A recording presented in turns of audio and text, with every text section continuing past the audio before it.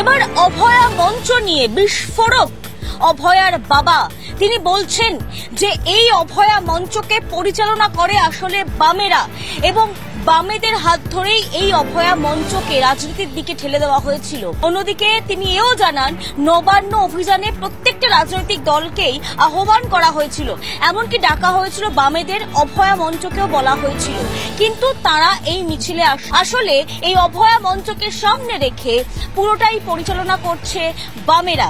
এবং তিনি বিস্ফোরক অভিযোগ করে তিনি জানান যে আগামী দিনে এসইউসিআই বা এই অভয়া মঞ্চ যে সমস্ত আন্দোলন করবেন সেই আন্দোলনে তারা থাকবেন না।